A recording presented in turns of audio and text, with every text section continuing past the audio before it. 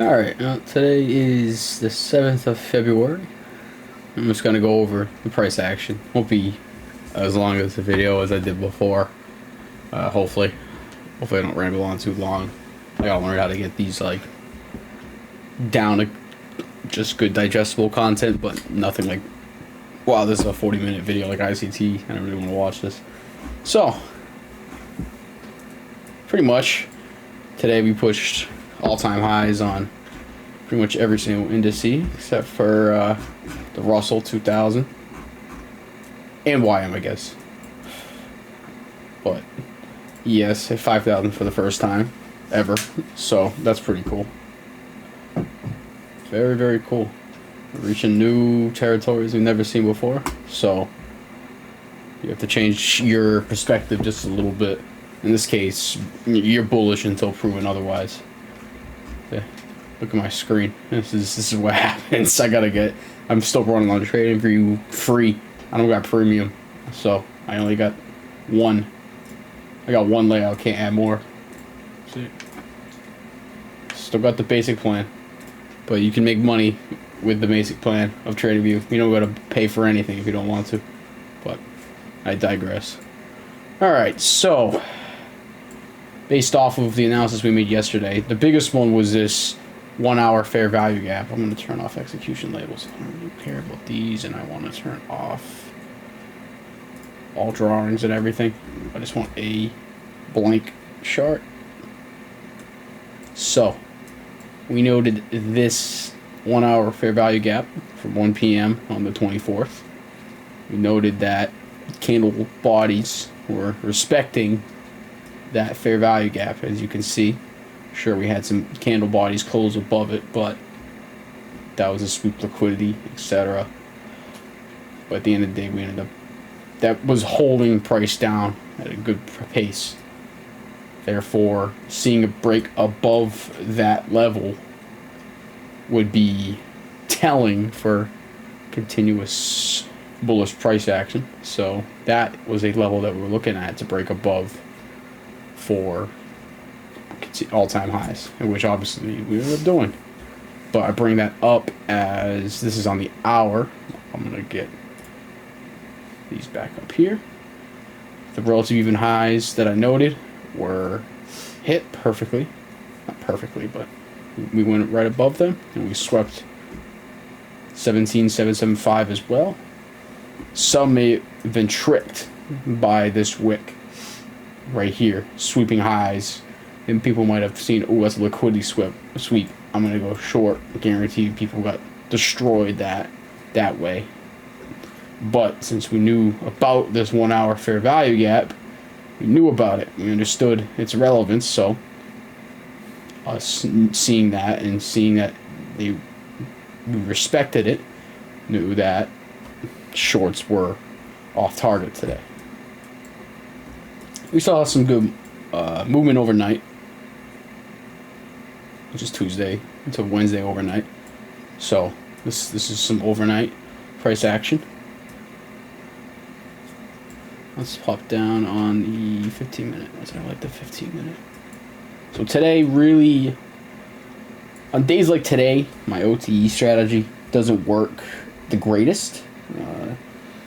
We struggle in very one-sided markets to get good pullbacks. That's what the OT really needs. You need a slight weakness, because like in a strong market, you're going to be respecting the most recent arrays that form. In this case, you have this. I mean, this is the 1 hour fair value gap, but also you have the slow 15 fair value gap that was formed, right? And we just dug right into it. This was right below our 1 hour fair value gap, which I'm going to go into very shortly. But you can see price was strong, respecting the most recent fair value gap on this 15-minute time frame.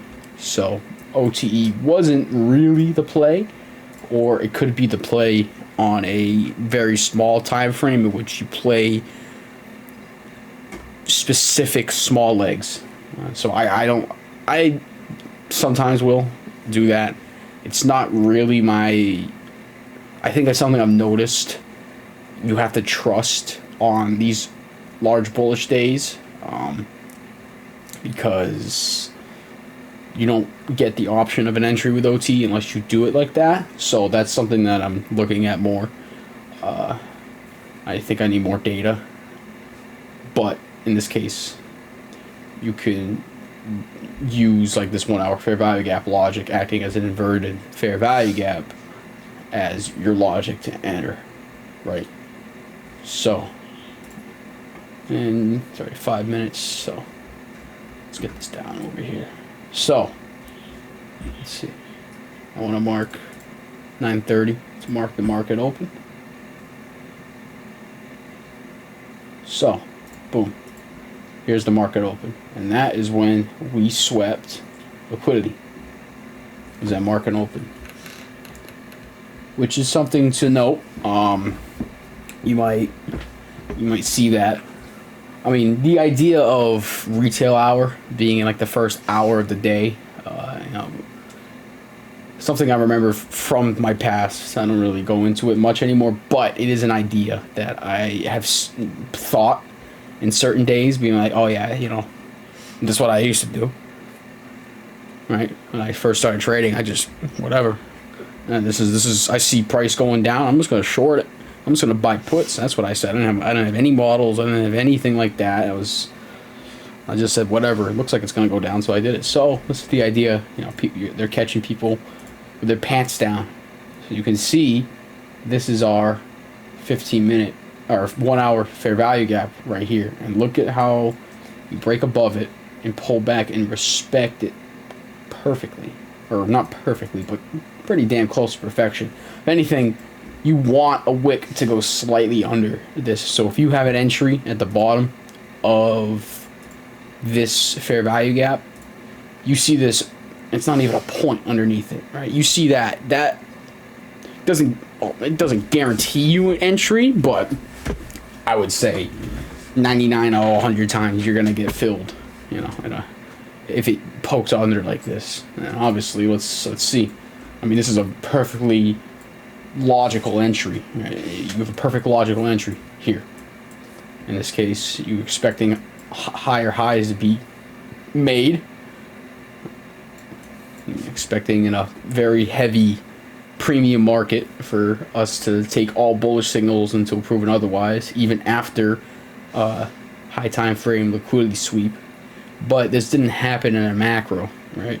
So, but what did was this pullback to this fair value gap, right? I'm just going to put down to the 1 minute.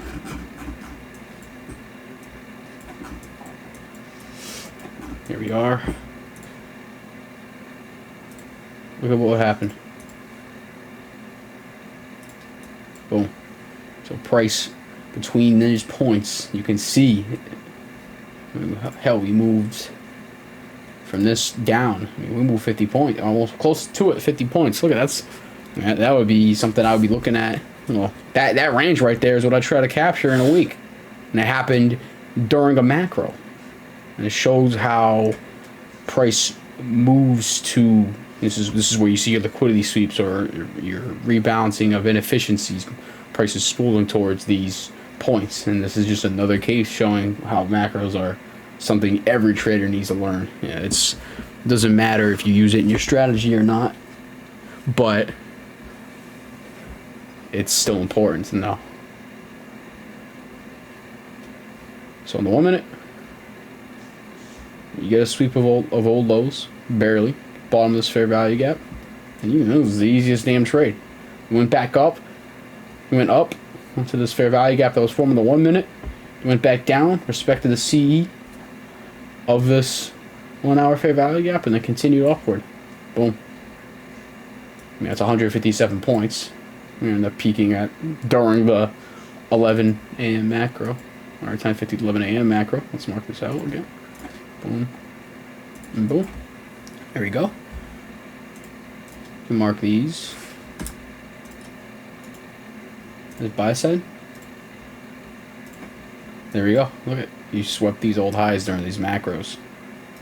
So if you looked at that, you see us go up above it, and then you see a big red candle like that one, 18 points down after sweeping buy side liquidity in the macro, good chance you're not going back up. So, well, in this case, that would have been a good take profit, but people, you might have not seen that. So, really, OTE works all right. In this case, you could mark it off of this leg, and the 7.9 acted as a good OTE. You could even enter it at the 7.05, right, which is right there. You would have taken 9 points of drawdown. I mean, as long as you're trading, you're not over leveraging anything, you can take 9 points of drawdown. That's if you can't take 9 points of drawdown on a Nasdaq, I mean, look at that's a good trade, right? I don't care. 9 points of drawdown. That's a good trade. You're not going to enter on the ball. Sure, if you did the 7.9, you would have been really good. But I tend to enter on the CE, and that would have been a really good trade, nonetheless. So if you can't withstand 9 points of drawdown on the Nasdaq, you should not be trading with the leverage that you are doing. No way, no way. So in this case, right, you just take the leg and this leg up. But this could be cherry picking in a way. You could say, oh, what about this leg? And you could move in this one. But why is this leg more significant than another leg? You can move out and see the smallest little pullback because we're in such a bullish move up. Right? You get a little big move up, just a little leg down. So you could consider this as a pullback leg, though ever so slightly. Right. So in that case, you could.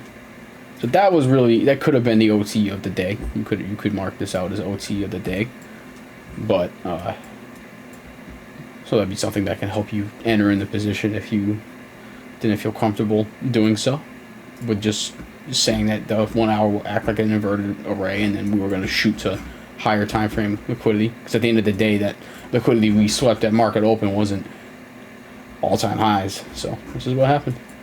And the rest of the day, I mean, would have been not a great session to trade. I mean, look at that. That's I don't know if I want to be in that. You want to be in that? I mean, that's as as it gets, right? I mean, you get it's price swings of it's still 70 points or whatever, so you can still make some sort of money. Now, let's see. Boom. Could say that, but this is a pain in the neck. Like, look at how long it takes for you to get any sort of semblance of an entry on this leg. So, you see the buy side liquidity be taken. Hell, you can actually even move it over here. Boom. Buy side liquidity taken during that macro. Pull back farther down into this order block over here. I'll include that wick. For that, you see, look at that. That's, you can't tell me none of these concepts are real, man. You can't. Look at that. I'll just leave it over here just to really highlight this. Look at how the bodies respect that. See, that's as good as it gets, man. So you see it go back down, but you expect that if the market has completed its run up for the day after sweeping buy side during a macro, enter in on this 705 right here. I mean, that's close to 50 points. You could say, really, I want to exit at the sweep of these lows. But even then, that's a good play. But that's a little, it's good. But again, really. And then if you want to see even price ended up going lower, obviously, look at that. You end up getting 73 points, but not without going back into your position. I mean, I would have been taken out.